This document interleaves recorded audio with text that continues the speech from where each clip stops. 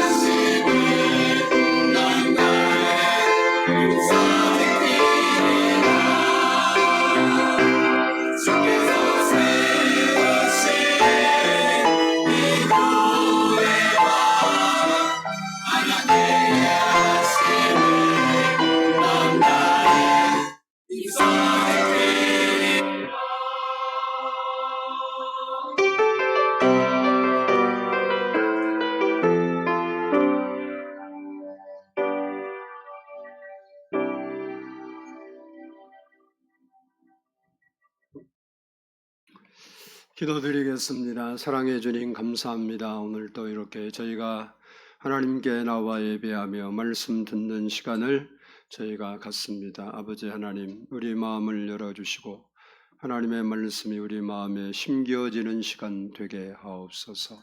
성령 하나님께서 말씀이 말씀되게 하시고 말씀이 우리 안에서 열매를 맺도록 역사해 주시옵소서. 감사드리옵고 예수 그리스도의 이름으로 기도드리옵나이다. 아멘.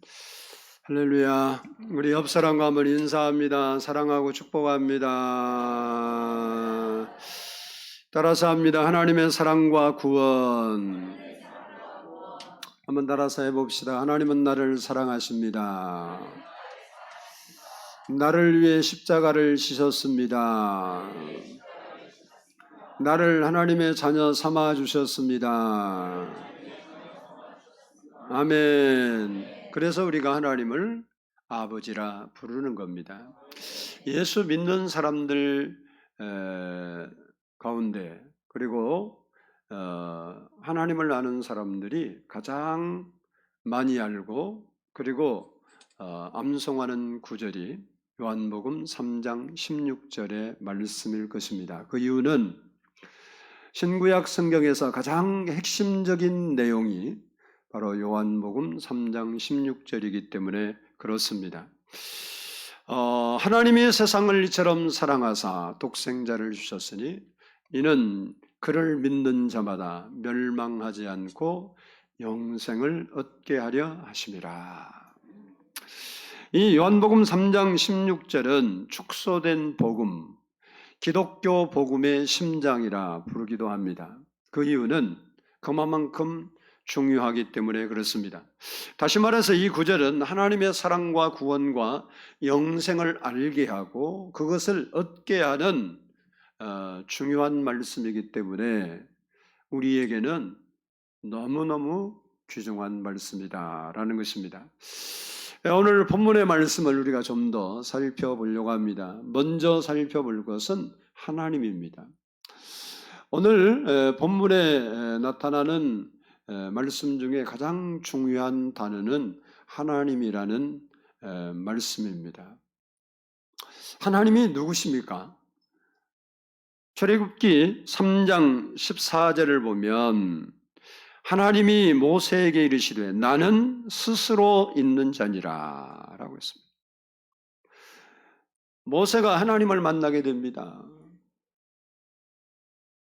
모세가 하나님께 물어요. 당신의 이름이 누굽니까? 그러니까 하나님께서 그에게 나는 스스로 있는 자다. 여기 스스로 있는 자라는 말은 시작과 끝이 없으신 언제나 존재하는 자존자다라는 말입니다. 즉 피조된 존재가 아니라는 것입니다. 그렇습니다. 하나님 외에는 모든 것이 하나님으로부터 창조된 피조물들입니다. 천사도 마귀도 악령도 땅도 우주에 있는 모든 것도 피조된 존재들이라는 것입니다. 그러나 하나님은 스스로 계신 분, 자존자라는 말씀입니다. 그럼 하나님의 이름이 뭘까? 하나님이라는 말은 이름이 아닙니다. 그러면 하나님도 이름이 있을 거 아니에요? 그 하나님이라는 이름이 뭘까? 하나님이 출애굽기 3장 15절을 보면 하나님이 또 모세에게 이르시되 너는 이스라엘 자손에게 이같이 이르기를 너희 조상의 하나님 여호와 곧 아브라함의 하나님, 이삭의 하나님, 야곱의 하나님께서 나를 너희에게 보내셨다 하라. 이는 나의 영원한 이름이요 대대로 기억할 나의 칭언이라 라고 했습니다. 하나님의 이름은 여호와입니다. 이는 나의 영원한 이름이라고 그렇게 하나님께서 밝히셨습니다. 존재론적으로 보면 하나님은 어떤 분이냐? 스스로 계신 자존자이시고 이름은 여호와시고 여호와라는 이름의 뜻은 뭐겠어요? 당연히 스스로 존재하는 분이라는 말입니다. 예, 다른 말로 말하면 스스로 있는 자라는 말이나 여호와라는 말이나 내용상 같은 이야기예요. 자존자, 나는 자존자다.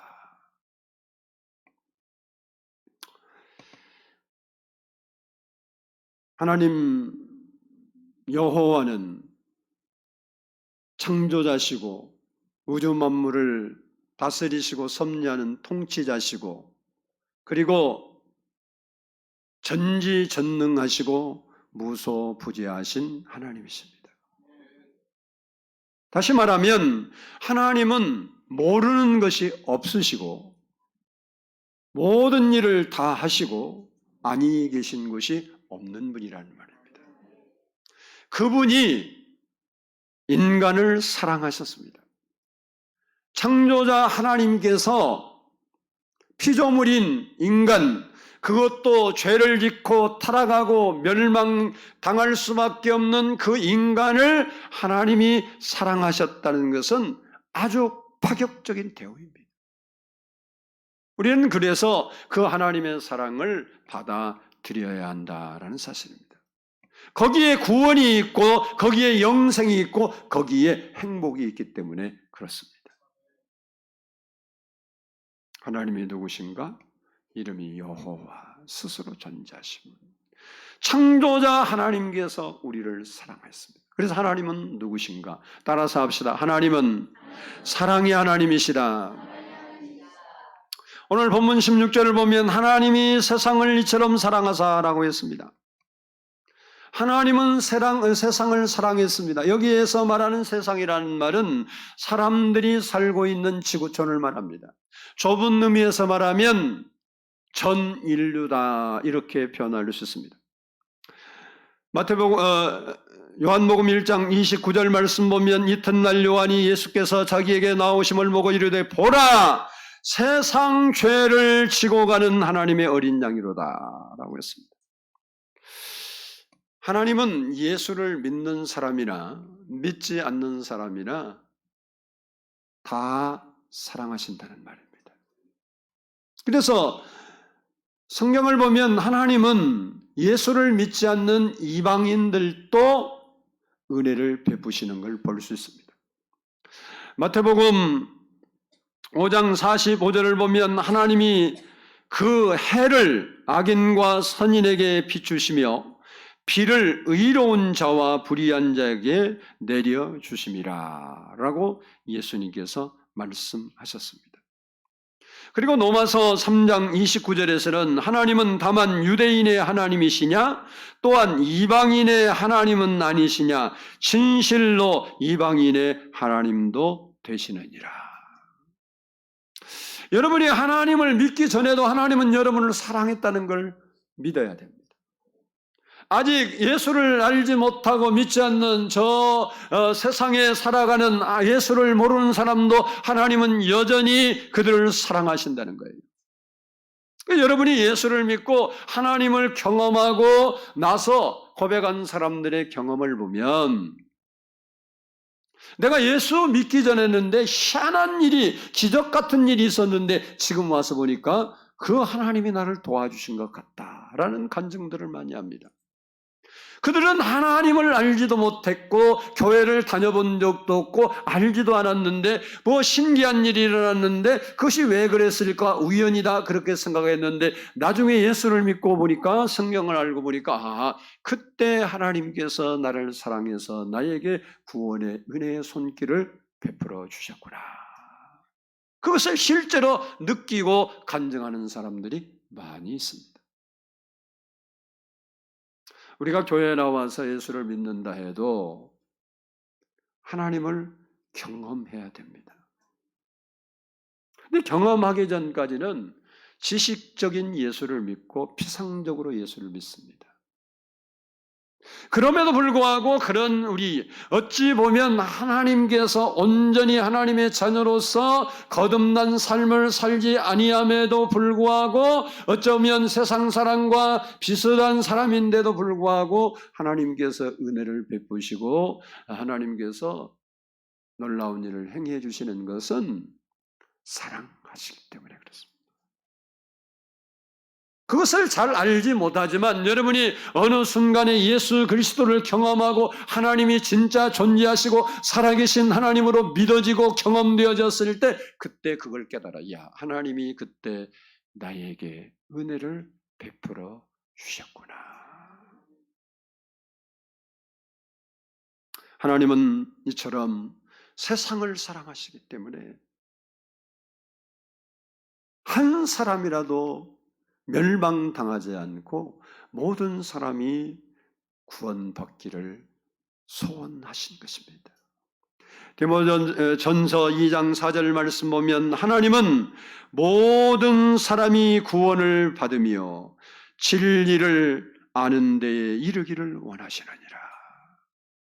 너 강도 같은 사람, 저 사람은 세상에 존재하면 안 돼, 저 사람은 당장에 죽여야 돼 하는 그 사람도 주님은 사랑하시고 하나님을 알고 진리를 알고 구원받기를 원하신다는 거예요. 그러면 하나님께서 세상을 어떻게 사랑했습니까? 오늘 본문을 보면 따라서 합시다. 이처럼 사랑하셨다. 요한이 이처럼 사랑하셨다고 표현하는 것은 하나님의 사랑은 그 어떤 말로도 표현할 수 없는 가장 큰 사랑이고 가장 아픈 사랑이고 가장 가치 있는 사랑이고 최고의 사랑이었기 때문에 그렇습니다. 하나님께서는 세상을 사랑해서 세상을 구원하시려고 독생자 예수 그리스도를 십자가에 죽도록 내어 주었습니다.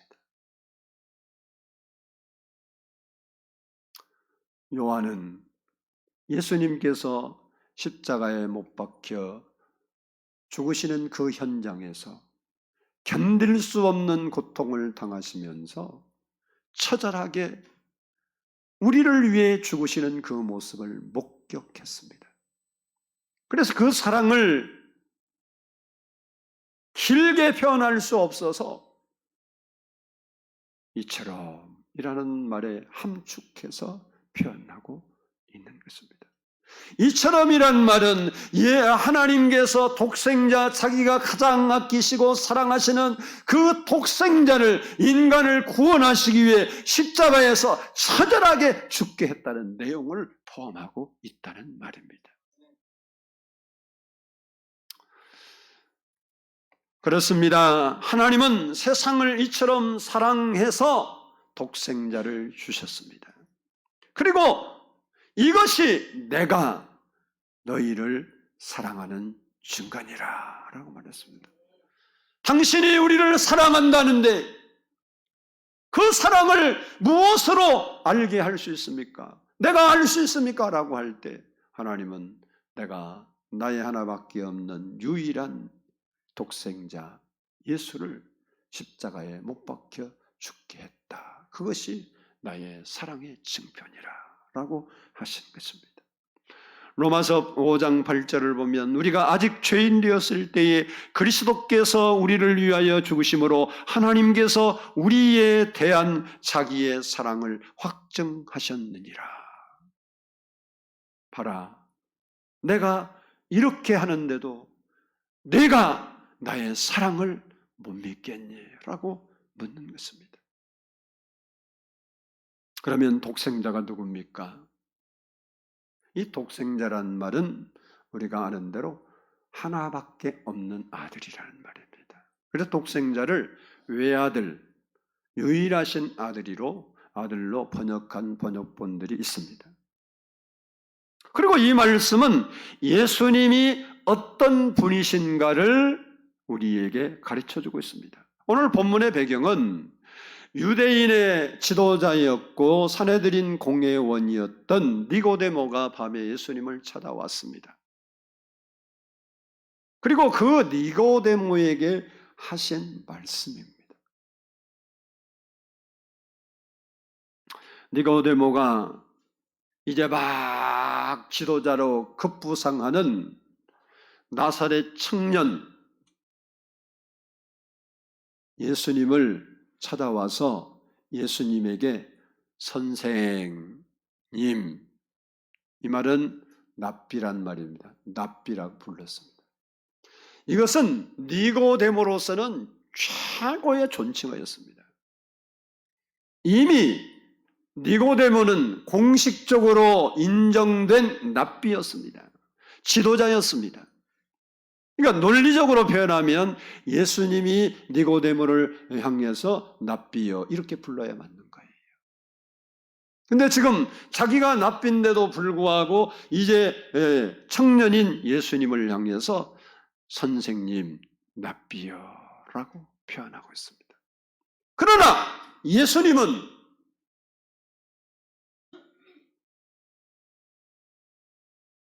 자기가 독생자다 그렇게 표현을 한 겁니다. 나는 하나님께로 온 많은 납비 중 선생 중에 하나가 아니라 나는 유일하신 하나님의 아들이다. 하나님께 가장 존귀한 자다. 이렇게 자신을 밝히신 겁니다.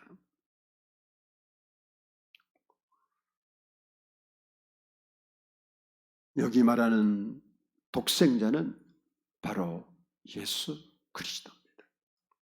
니고데모는 이분이 혹시 하나님께서 온 선지자나 혹시 위대한 선생이 아닐까 하는 생각 때문에 찾아와서 그 이야기를 했습니다. 그런데 예수님은 나는 하나님이 보내신 독생자다. 유일하신 하나님의 아들이라고 자기의 신분을 밝히고 있는 것입니다. 그러면 독생자를 주셨다고 했는데 주셨다는 의미가 무엇입니까? 먼저는 하나님이 우리를 사랑해서 예수님을 이 땅에 보내셨다는 말입니다. 하나님께서 자기의 독생자를 우리 인간을 사랑해서 죄인된 나를 사랑해서 이 땅에 보내셨다는 겁니다. 그리고 예수님은 하나님의 사랑을 증명하시기 위해서 인간의 몸을 입고 이 땅에 오신 겁니다. 둘째는 독생자를 십자가에 죽도록 내어 주었다는 말입니다. 요한복음 3장 14절로 15절 말씀 보면 모세가 광야에서 뱀을 든 것 같이 인자도 들려야 하리니 이는 그를 믿는 자마다 영생을 얻게 하려 하심이라. 예수님은 우리를 구원하시려고 우리를 대신해서 십자가에 돌아가셨습니다. 예수님의 죽음은 우리에게 영생을 주시고 치유를 주시고 회복을 주시고 소망을 주시고 기쁨을 주셨습니다. 이사야 53장 5절로 6절을 보면 그가 찔림은 우리의 허물 때문이요 그가 상함은 우리의 죄악 때문이라. 그가 징계를 받음으로 우리는 평화를 누리고 그가 채찍에 맞음으로 우리는 나음을 받았도다. 우리는 다 양 같아서 그릇 행하여 각기 제 길로 갔거늘 여호와께서는 우리 모두의 죄악을 그에게 담당시키셨도다라고 했습니다.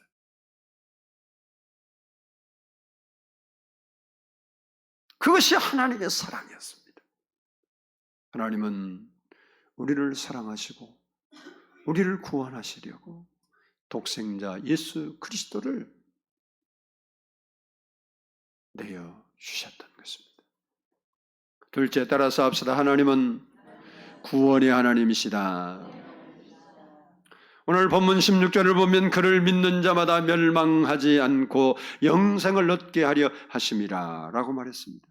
이 말씀은 하나님께서 정해놓으신 구원의 길을 우리에게 보여주고 있습니다. 즉 멸망하지 않고 영생을 얻는 길은 하나님께서 보내신 독생자 예수 그리스도를 믿어야 한다는 거예요. 오늘 본문 15절을 보면 모세가 광야에서 뱀을 든 것 같이 인자도 들려야 하리니 라고 말을 하고 있습니다. 이 말씀은 광야 시절에 그들이 가는 길이 험하다고 원망불평하다가 불뱀에 물린 사건이 있었습니다. 그때 하나님께서 모세의 기도를 들으시고 그들에게 구원의 길, 살 길을 제시해 주었습니다. 민수기 21장 8절을 보면 여호와께서 모세에게 이르시되 불뱀을 만들어 장대 위에 매달으라, 물린 자마다 그것을 보면 살리라 라고 말씀하고 있습니다. 그리고 9절에 보면 모세가 놋뱀을 만들어 장대 위에 다니 뱀에 물린 자가 놋뱀을 찾아본즉 모두 살더라 라고 했습니다. 불뱀에 물려 죽어가는 사람들이 많이 있었는데 어떤 사람들은 그 놋뱀을 바라보고 살았고 어떤 사람들은 바라보지 않고 독에 의해서 죽임을 당했습니다. 사실 불뱀에 물린 사람이 놋뱀을 쳐다본다고 살아난다는 이 말이 상식적이지 않습니다. 과학적이지도 않습니다. 이성적이지도 않습니다. 지금 몸 위에 독이 퍼져서 죽어가고 있는데 뭐 불뱀 모양의 놋으로 만든 그 밤을 쳐다본다고 낫는다는 것은 완전히 이해할 수 없는 가설이에요.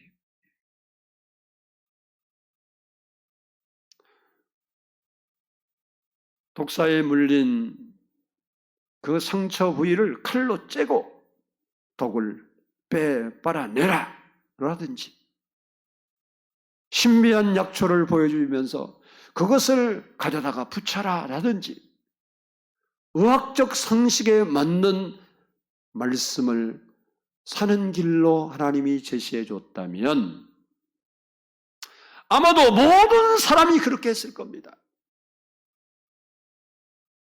왜? 이성적으로 이해가 되고 믿어지고 될 것 같고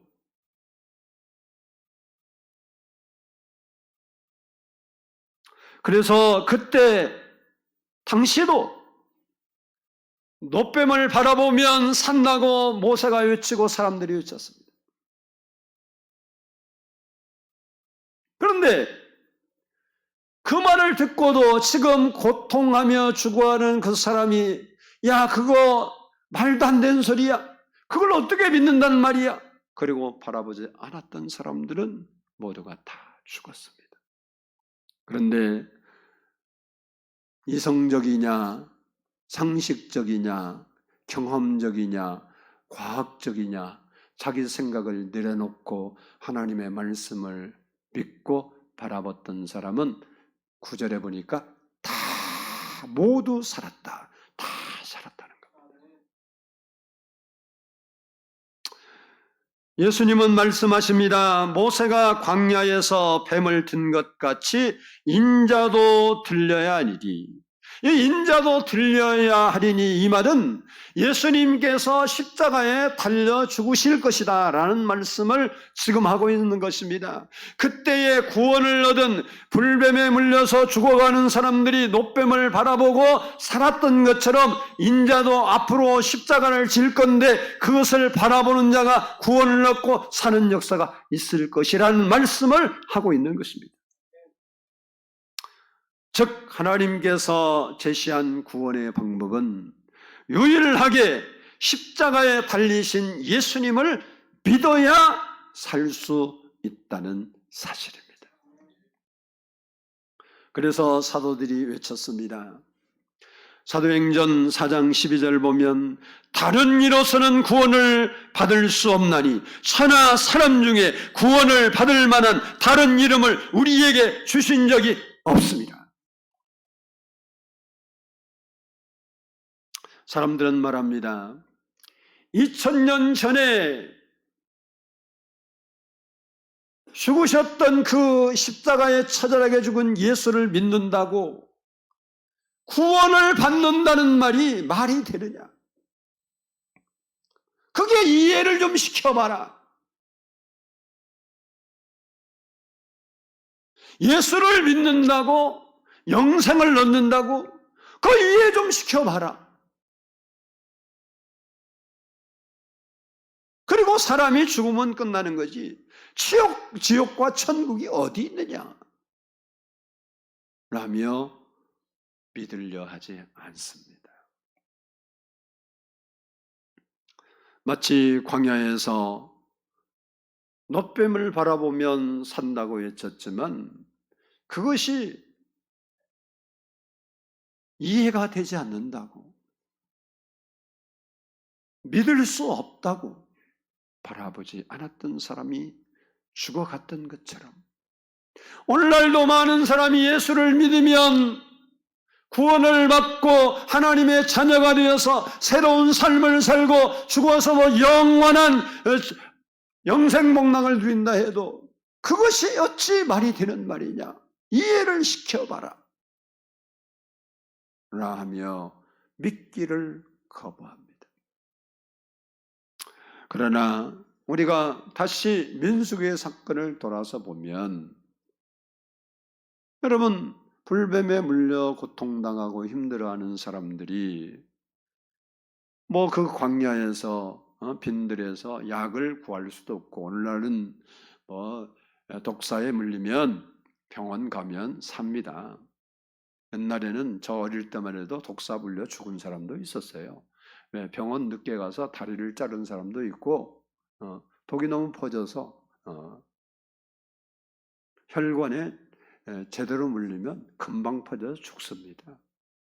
불뱀은 우리나라 독사와 꿰매 안 되는 독이 더 센 독사예요. 그러니까 물리면 죽는 거예요. 얼마나 고통스럽겠습니까? 그런데 놋뱀 날아는 그거 바라보라는 게 뭐가 어려워요?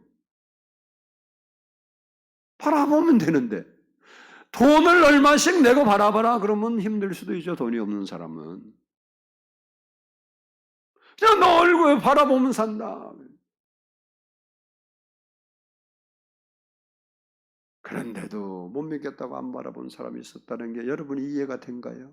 지금 우리가 과거의 사건이니까 지금 현재로 갖다 놓고 그 환경이라고 하고 우리가 그 환경을 바라보면 이해가 돼야 안 돼요? 절대 안 되죠. 그게 과학적이냐 뭐냐 그게 아니라 바라보지 않았다는 게 이해가 안 돼요. 아마도 가족들이 같이 불린 사람도 있었을 거 아니에요. 그러면 그 중에 어떤 사람은 바라봤을 거 아닙니까? 홀랑나섰어. 고통돼서.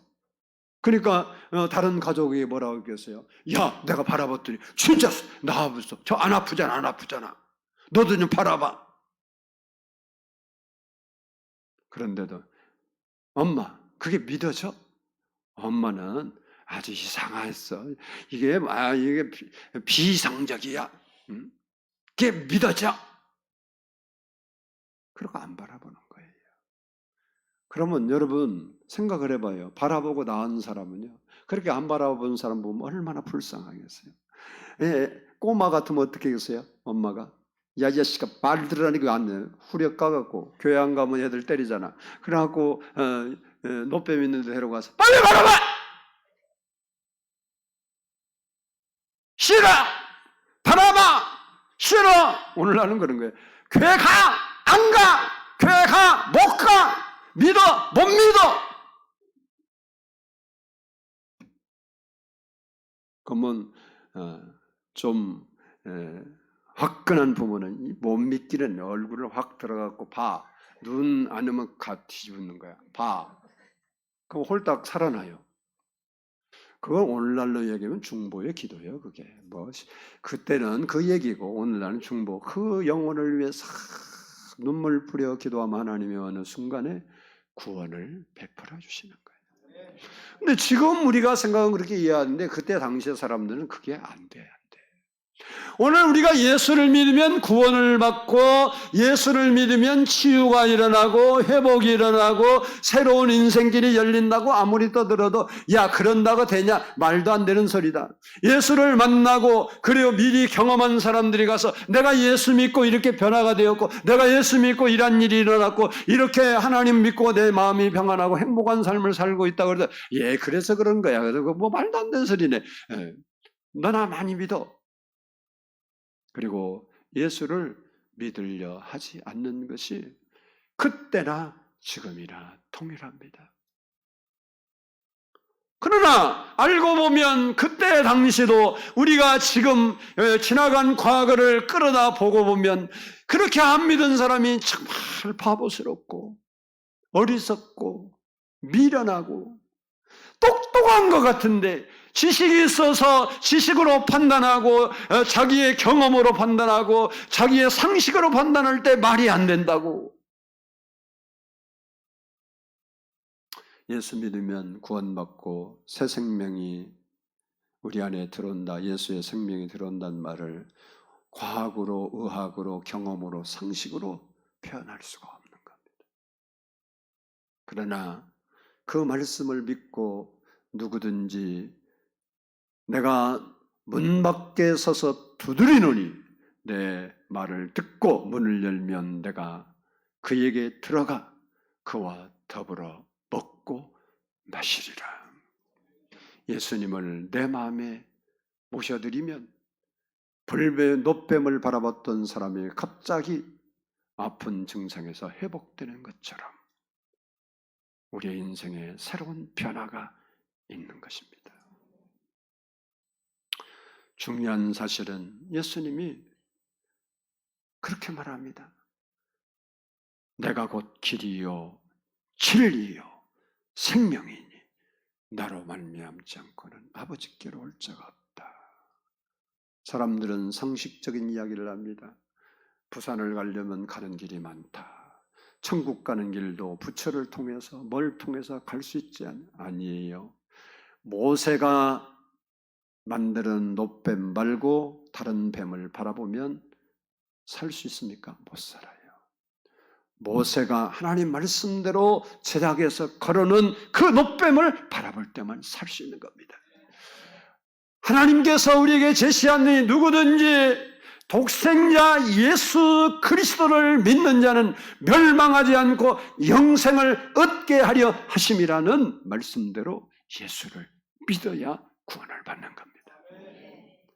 모든 종교는 좋은 종교입니다. 뭐 이상한 종교 빼고는 종교 어느 불교든 유교든 어디를 가도 나쁜 일 시키는 종교는 없어요. 선하게 살자, 착하게 살자, 사회에 도움이 되는 사람이 되라고 말하지 악한 말을 하는 종교는 없습니다. 그런다고 해서 구원을 얻는 것은 아닙니다. 예수를 믿어야 구원을 받는 것입니다. 우리가 예수를 믿어야 죄사함 받고 구원받고 하나님의 자녀가 되는 거예요. 빌리 그레엄 한국 전도대회가 지금은 광장이 없어졌지만 여의도 광장에서 있을 때 윤순재라는 중학교 2학년 학생이 여의도 근처가 학교가 있었어요. 근데 사람들이 여의도 광장에 너무나 많이 몰려가니까 호기심이 발동해서 뭘 사람이 저렇게 많이 모이는가. 그래서 호기심에 거기를 참석을 했습니다. 그리고 빌리 그레엄 목사님이 설교 그때 한 것이 뭐냐면 하나님이 우리를 사랑하셨으니 우리도 서로 사랑하자는 말이에요. 처음 들어본 이 하나님의 말씀을 듣고 이 중학교 2학년 학생이 전율을 느꼈어요.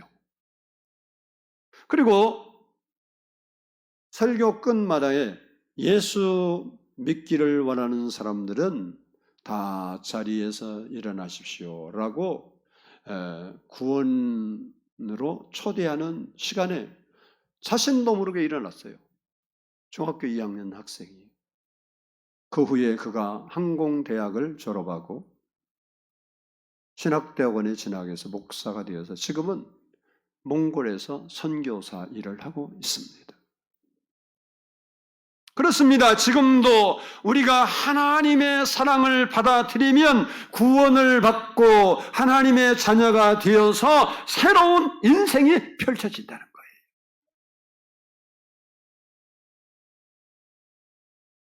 하나님의 사랑을 받아들이면, 다시 예수 그리스도를 믿으면 우리가 새로운 인생을 살 수 있게 되는 겁니다. 로마서 8장 32절을 보면 자기 아들을 아끼지 아니하시고 우리 모든 사람을 위하여 내어주신 이가 어찌 그 아들과 함께 모든 것을 우리에게 주시지 아니하시겠느냐. 아들을 내어주신 하나님께서 아들도 죄인된 우리를 위해 내어주셨는데 그 외에 무엇을 아끼겠느냐. 다 주시리라는 말입니다. 우리는 교회에 나와서 하나님을 믿는다 하면서도 하나님이 말씀은 멋지게 하시는데 내게는 왜 안 되냐고 따지고 있습니다. 우리는 원천으로 돌아가야 됩니다. 예수 그리스도를 내 마음에 진정으로 모셔드려야 됩니다. 그래서 우리가 지식적인 신앙이 아니고 인격적인 신앙을 가지게 될 때 그 아들과 함께 모든 것을 우리에게 주시는 것입니다. 너무 중요한 얘기. 오늘 제가 식사하는 시간에 무슨 채널인지는 몰라요. 기독교 방송, 목사님 설교하는 채널을 틀어놓고 제가 식사를 하는데 그 목사님이 그런 간증을 해요. 자기가 민주화 운동을 하다가 수장으로 겨울에 끌려 들어갔대요.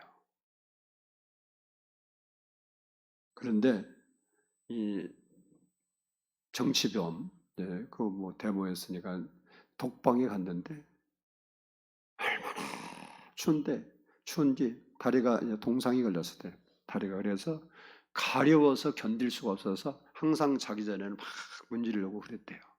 목사님이신데. 근데 너무 추워서 얼어 죽겠더래요. 막 그 목사님 표현으로 손가락 마디를 칼로 자르는 것 같이 아프더래요. 그 시리고 아픈 게 독방에 있는데. 그래서 하나님, 나 너무 추워서 죽게 생겼습니다. 그리고 이제 성경을 읽는데 누가복음 12장 49절에 보면 예수님께서 불을 던지러 오셨다는 말씀이 있어요. 근데 그 말씀을 목사님이 설교도 하고 뭐 많이 읽었겠죠. 근데 그런가 보다 하고 넘어갔는데 너무 추우니까 불이라는 말씀만 들어도 이게 은혜가 돼요. 이게 불이. 그러다가 그걸 읽고 또 조금 더 나가니까 이제 사도행전 2장 1절에서 오순절 성령의 불이 임하는. 근데 그 말씀을 읽다가 불이 임한 거예요. 그분은 오늘 설교에 간증을 해요. 불이 임했는데 바닥이 뜨뜻해지고 막 벽이 훈훈해지고 몸이 따뜻하고. 근데 몇 시간을 안 재워서 고문하니라고. 근데 추워서 잘 수가 없었는데 너무 피곤해서 원래는 뭐 가려우니까 막 문지르고 동상하는데 그래 잠에 드는데 자기도 모르게 잤대요. 그리고 아침에 일어나 보니까 희한하더래. 다리가 원상복구가 됐더래. 그분이. 그래서 매 시간을 그 감옥에서 울면서 돌면서 하나님 감사합니다. 나 같은 죄인 살리신 주의 놀라워 그 찬송을 부르며 그 간증하시더라고요. 예수님이 우리 마음에 오시면 놀라운 일이 일어나는 겁니다. 목사나고 일어나고 직분전하고 일어나는 게 아니에요. 오래 믿었다고 3대 4대 믿었다고 아니요. 예수 그리스도를 우리 마음에 주 예수여 내 마음에 오시옵소서. 나는 그 예수를 믿습니다. 그 예수를 받아들이는 순간 하나님의 은혜는 우리에게 임하기 시작하는 겁니다. 바라기는 우리가 사순절 예수님이 고난당하는 그 기간을 지나고 있는데 우리를 위해서 당하신 것을 이해하고 예수님과 함께 모든 것을 주시기를 원하시는 그 하나님을 똑바로 우리가 믿고 섬김으로 그분이 주신 은혜와 복을 누리며 살 수 있는 우리 성도들이 다 될 수 있기를 주의 이름으로 축복합니다. 기도하겠습니다.